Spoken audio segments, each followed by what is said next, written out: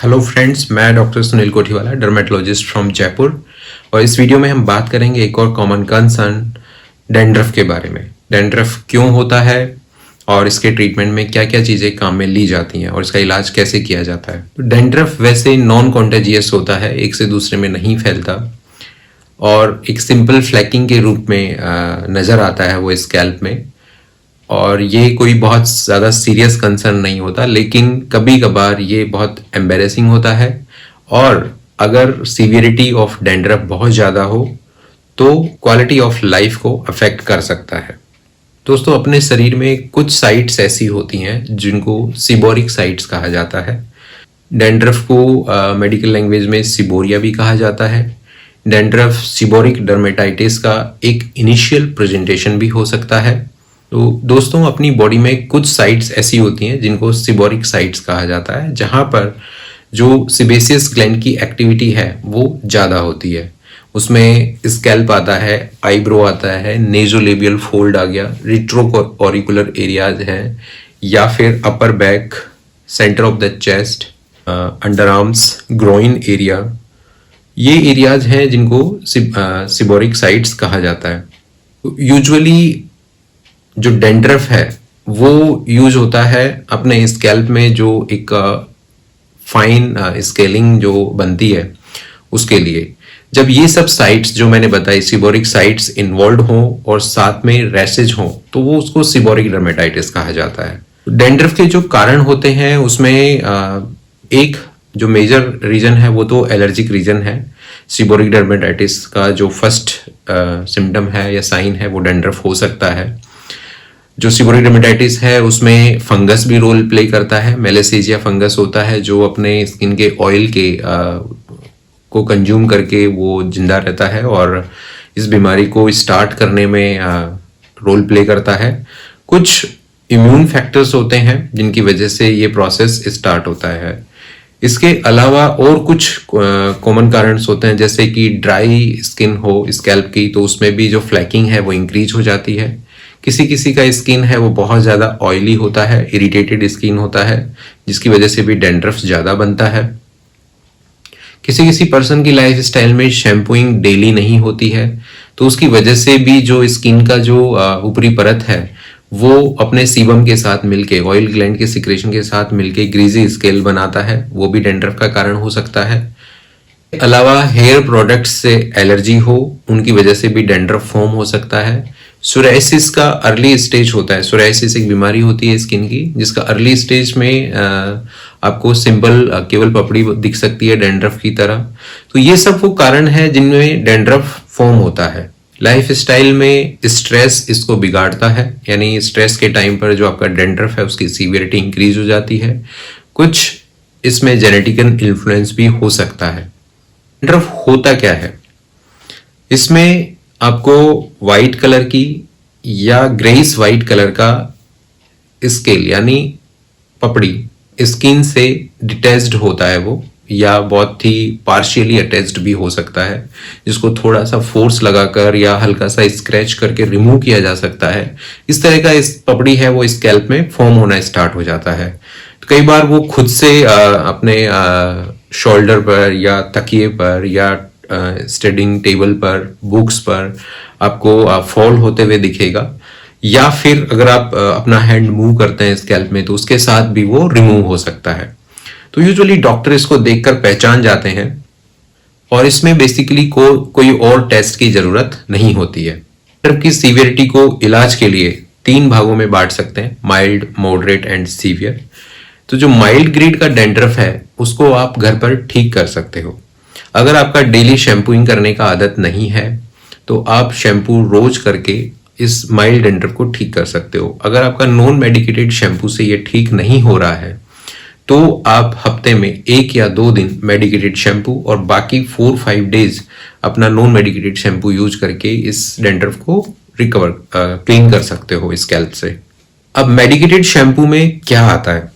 Medicated shampoo में different preparations होती हैं, जिसमें कोलतार बेस्ड शैम्पू होते हैं या ZPTO जिंक पायरिथियोन बेस्ड शैम्पू हो सकते हैं।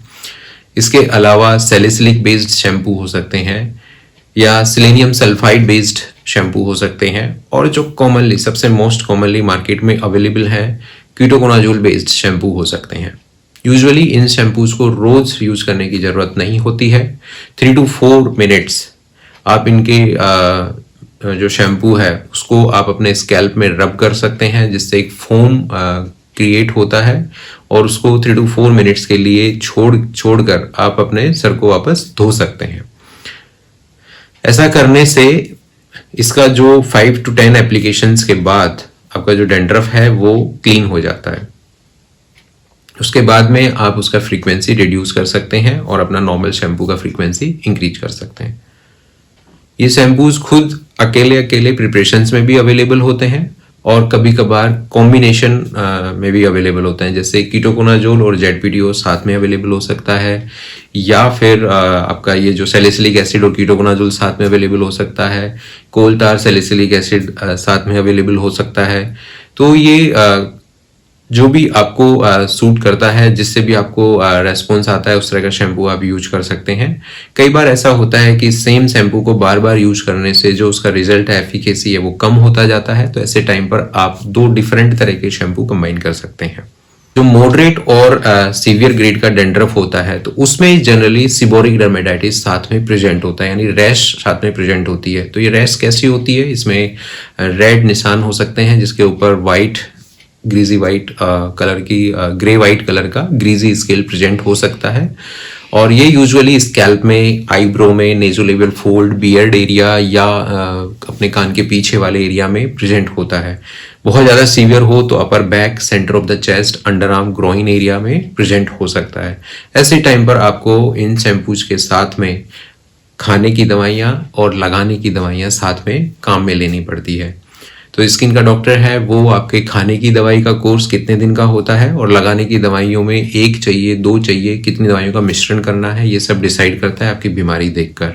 डैंड्रफ को आप घर पे मैनेज कर सकते हो, लेकिन अगर ये मॉडरेट से सीवियर कैटेगरी का है तो आपको इसे ऐसे छोड़ना नहीं चाहिए। अपने स्किन के डॉक्टर को कॉन्टैक्ट करके इसका ट्रीटमेंट लेना होता है, और यूजुअली 1.5 से 2 महीने में सिचुएशन को आराम से कंट्रोल किया जा सकता है, ठीक किया जा सकता है।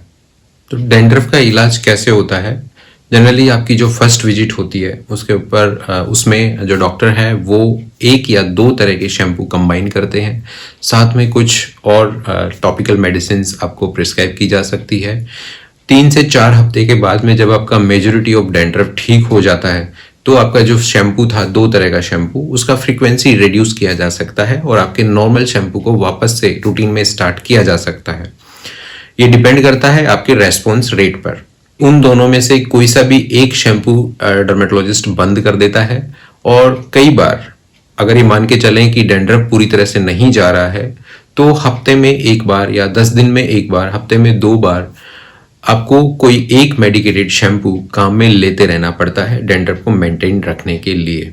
अब कुछ होम रेमेडीज के बारे में बात करते हैं। अगर आपका स्कैल्प ड्राई है, आपका स्किन इरिटेटेड है, तो आप कोकोनट ऑयल या ऑलिव ऑयल यूज कर सकते हैं, जिसको आप 3 से 4 चम्मच कोकोनट ऑयल लेकर के अच्छे से उसकी मसाज करनी होती है।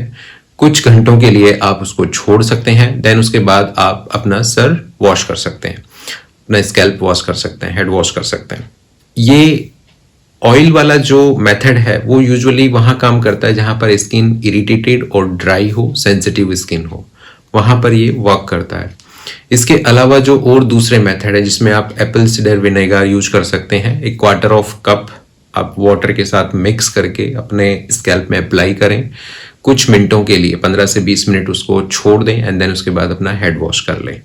ऐसे ही बेकिंग सोडा को वाटर के साथ मिक्स करके काम में लिया जा सकता है। ऐसे ही एस्प्रिन की 2 टैबलेट्स को क्रश कर लें, पाउडर फॉर्म बना के आप उसको अप्लाई कर सकते हैं शैम्पू के साथ में।